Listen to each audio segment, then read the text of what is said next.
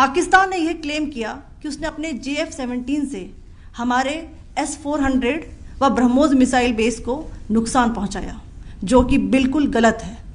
दूसरा, उसका यह भी मिस इन्फॉर्मेशन कैंपेन था कि हमारी एयरफील्ड्स जो कि सिरसा, जम्मू, पठानकोट, बठिंडा, नलिया और भुज में हैं, ये उसका मिस इन्फॉर्मेशन भी बहुत गलत है।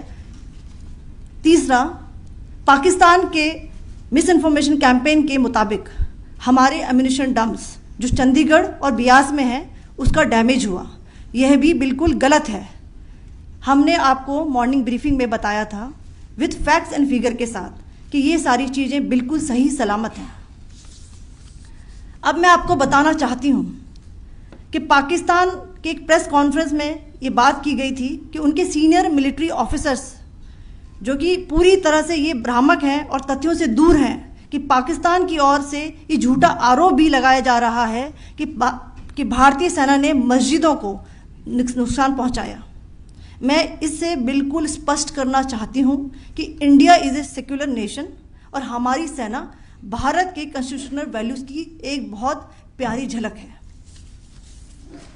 इंडियन आर्म्ड फोर्सेस ने पाकिस्तान को बहुत भारी नुकसान पहुंचाया, उनके मिलिट्री इंफ्रास्ट्रक्चर्स को, चाहे वो लैंड एसेट्स हों या फिर उनके एयर एसेट्स। यही नहीं, इंडियन आर्म फोर्सेस ने पाकिस्तान की एयरफील्ड्स स्कर्दू, जकोबाबाद, सरगोदा और बुलारी को बहुत नुकसान पहुंचाया। इसके अलावा पाकिस्तान के air defence system, radar system, उनको भी एयर स्पेस में अनटेनेबल किया। यह भी बताना चाहती हूं कि लाइन ऑफ कंट्रोल के पास पाकिस्तान के command and control logistic installations और उनके मिलिट्री इंफ्रास्ट्रक्चर्स, मिलिट्री पर्सनल्स का इतना भारी नुकसान हुआ कि पाकिस्तान की ऑफेंसिव व डिफेंसिव कैपेबिलिटी को नष्ट कर दिया गया।